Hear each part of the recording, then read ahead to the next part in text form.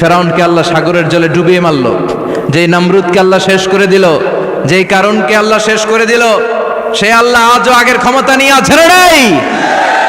এই জন্য বিয়াদিহিল মুলক, তার হাতে ক্ষমতা। ওহু আলা কুল্লি শাইইন কাদির, তিনি চাইলে সব করতে পারেন।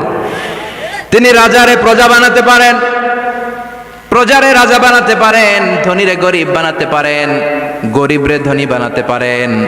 তিনি সাগরকে মরুভূমি করতে পারেন, মরুভূমিকে দরিয়া করে দিতে পারেন। তিনি কে? ওয়া হুয়া আলা কুল্লি শাইইন কাদির, তিনি যেটা চান সেটাই করতে পারেন। চিল্লায় বলেন ঠিক কি না? সব ক্ষমতার মালিক আল্লাহ। তবে আমাদেরকেও আল্লাহ কিছু ক্ষমতা দিয়েছে, এটা লিমিটেড। এটা কি? যেমন এই যে মাননীয় প্রধানমন্ত্রী ওনার দল নিয়ে, বাংলাদেশ আওয়ামী লীগ নিয়ে যে ক্ষমতায় আসেন, কয় বছরের মেয়াদে? কোন দেশে ক্ষমতায় আসে 10 বছরের মেয়াদে, আছে না নাই? আল্লাহ আসছে কয় বছরের মেয়াদে? 30 বছর, 40 বছর। আল্লাহর ক্ষমতার মেয়াদ 100 বছর, এরপরে রিনিউ করা লাগবে। এটা কথা বলেন। আল্লাহ বলেন হুয়াল আউয়ালু ওয়াল আখিরু ওয়াল যাহিরু ওয়াল বাতিন ওয়া হুয়া বিকুল্লি শাইইন আলিম। আমি প্রথম, আমি শেষ, আমি প্রকাশ্য, আমি গোপন। ঠিক কি না? প্রথমে আল্লাহ আল্লাহ, শেষেও আল্লাহ আল্লাহ, আকাশে আল্লাহ আল্লাহ, জমিনে আল্লাহ আল্লাহ। সবাই পড়েন, প্রথমে আল্লাহ আল্লাহ, শেষেও আল্লাহ আল্লাহ, আকাশে আল্লাহ আল্লাহ, জমিনে আল্লাহ আল্লাহ। নিখিল জাহান গায়ে গুণগান, তার নামে গায় আমরাও গাহি তাআলা, হামদে বারি তাআলা, হামদে বারি তাআলা, হামদে বারি তাআলা। সুবহানাল্লাহ পড়েন। আল্লাহ বলে আমার ক্ষমতা তোদের মতো 5 বছরের মেয়াদে না, 10 বছরের মেয়াদে না, 20 বছর 30 বছরের মেয়াদে না, আমি চিরকালের জন্য ক্ষমতার চেয়ারে বসা। চিরকালীন মেয়াদ, সৃষ্টির সূচনার আগ থেকে তিনি আছেন, অনাদিকাল পর্যন্ত তিনি থাকবেন। তার ক্ষমতার মেয়াদ আনলিমিটেড মেয়াদ। চিৎকার করে বলেন ঠিক কিনা? আবার পৃথিবীর অনেক দেশে দেখবেন ডেমোক্রেটিক সিস্টেমে, আমাদের দেশেও তো গণতান্ত্রিক সিস্টেমে ভোটাভুটির মধ্য দিয়ে ক্ষমতায় আসে না? যাদেরকে ভোট দেওয়া হয় বেশি তারা ক্ষমতায় চলে যায়। আল্লাহ তো ভোটে আসছে ক্ষমতায়, কথা কন। তো কেমনে আসছে? কারচুপি করে। কথা বলেন। আল্লাহ ভোটে আসা লাগে নাই, কেউ তাকে ভোট দেওয়া লাগে না। আবার অনেক দেশে আছে মোনার্কি সিস্টেম, রাজতন্ত্র, রাজার পোলা রাজা। আল্লাহর বাপ ছিল রাজা, এই জন্য আল্লাহ রাজা। কথা বলেন না, আল্লাহ রাজতন্ত্রের সিস্টেমেও আসে নাই। আবার অনেক দেশে আছে ডিক্টেটরশিপ, একবার ক্ষমতা পাইলে মাগার চেয়ার ছাড়ে না, আছে না নাই? 20 বছর 30 বছর চলতেই থাকে, আছে না নাই? আল্লাহ কি এই সিস্টেমে আসছে? আল্লাহর ক্ষমতার সাথে পৃথিবীর কারো ক্ষমতার কোনো মিল নাই। চিৎকার করে বলেন ঠিক কিনা? আবার অনেক দেশে কোয়ালিশন করে ক্ষমতায় যেতে হয়, জোট করে। জোটের রাজনীতি এ দেশেও আছে না নাই? 4 দলীয় জোট, 10 দলীয় জোট, 14 দলীয়, 18 দলীয়, 20 দলীয়, মহাদলীয়, মহাজোট, সামনে হবে মহাজোট। কথা ঠিক কিনা বলেন?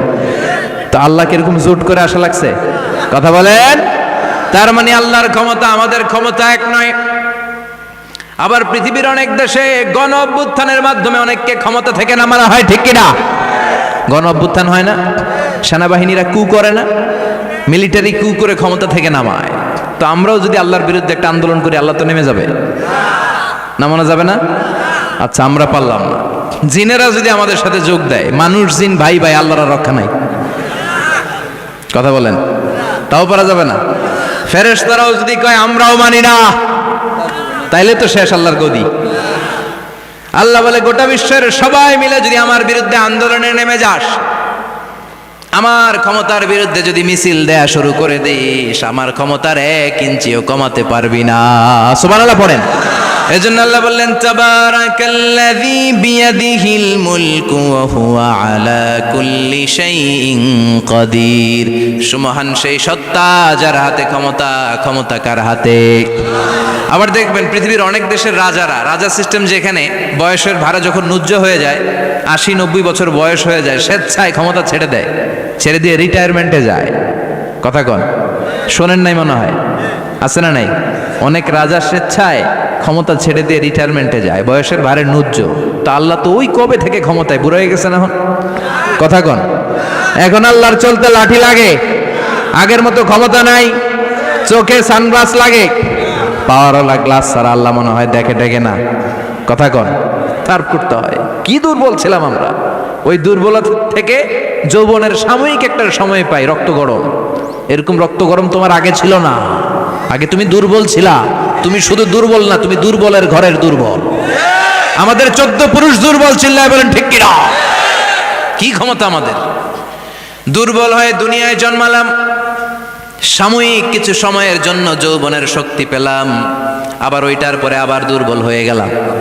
রং ধরা যৌবন জং ধরে শেষ, আবার লাঠি নিয়ে হাঁটা লাগে, কোমরে ব্যথা, মাজায় ব্যথা, আবার কুজো হয়ে যায়। কি ক্ষমতা আছে আমার, কি ক্ষমতা আছে!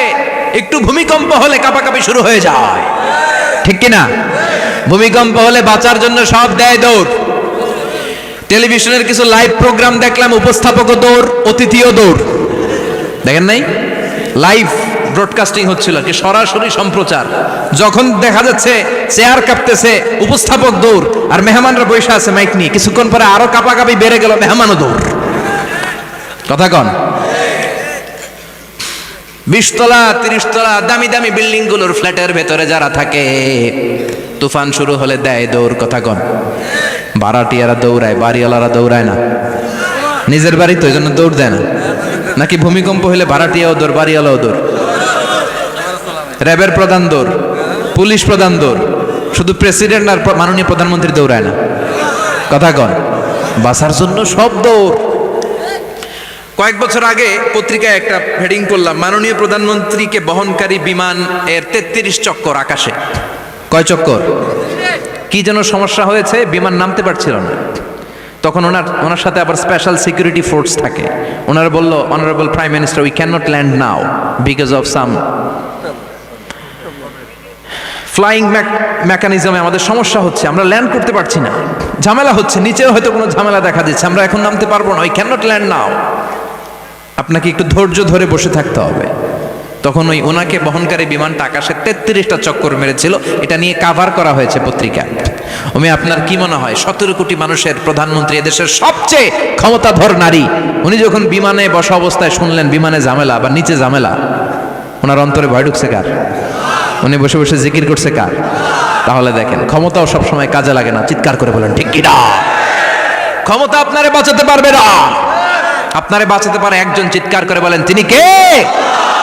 এজন্য তুফান যখন শুরু হয়, জলোচ্ছ্বাস যখন শুরু হয়, ঘূর্ণিঝড় যখন শুরু হয়, সিডর যখন শুরু হয়, বন্যা যখন শুরু হয়, তখন বোঝা যায় আল্লাহ কারে কয়।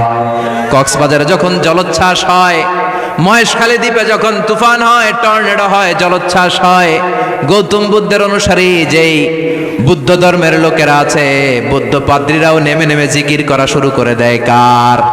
সবাই তখন পড়ে লা ইলাহা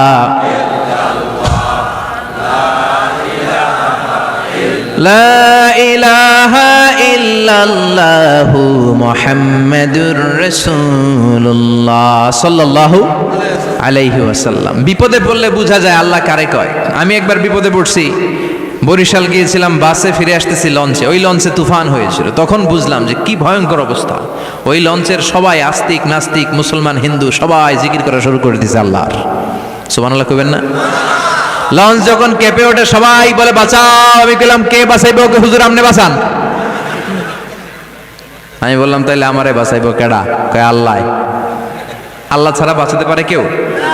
আমরা মাঝে মাঝে বাংলাদেশের বিভিন্ন জেলাগুলোতে যখন প্রোগ্রামে যাই, এত দূরত্ব থাকে, আমরা কারে ড্রাইভিং করে যে প্রোগ্রামে অংশগ্রহণ করা সম্ভব হয় না। ফলে আমরা মাঝে মাঝে সিভিল এভিয়েশনের যে আভ্যন্তরীণ বিমানবন্দরের বেসামরিক বিমান যেগুলো চলাচল করে, প্যাসেঞ্জার প্লেন, এগুলো ইউজ করি।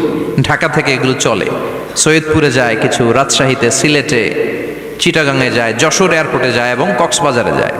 তো আমরা এগুলোতে যখন চড়ি, মাঝে মাঝে কিছু এয়ার হোস্টেজ আসে, এরা খুবই সুন্দরী, বিউটিফুল লেডি, এদেরকে সাজিয়ে ওইভাবে আনা হয়। এদের আবার কয়েকটা বাচ্চা টাচ্চা হয়ে গেলে এদেরকে চাকরিতে রিক্রুট করে না, কারণ এদের সৌন্দর্যটা পুঁজি। এই সুন্দর ড্রেস নিয়ে এরা আমাদেরকে খাবার সার্ভ করে। আর বিমানটা যখন আকাশের দিকে উঠতে থাকে তখন বলে, ভদ্র মহিলা ভদ্র মহোদয়গণ, আপনাদের সিট বেল্টই বেঁধে নিন। এখনই শাহজালাল আন্তর্জাতিক বিমানবন্দর থেকে 14,000 ফুট উপর দিয়ে এটা চিটাগাঙে পৌঁছবে। আল্লাহু আকবার, আল্লাহু আকবার, আল্লাহু আকবার।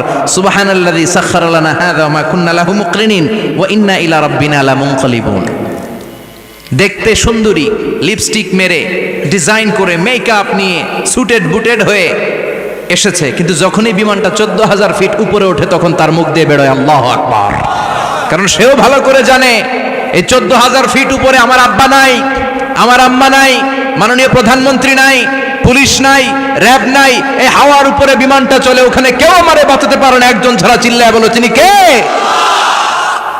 তখন তারাও বাধ্য হয়ে পড়ে আল্লাহু আকবার।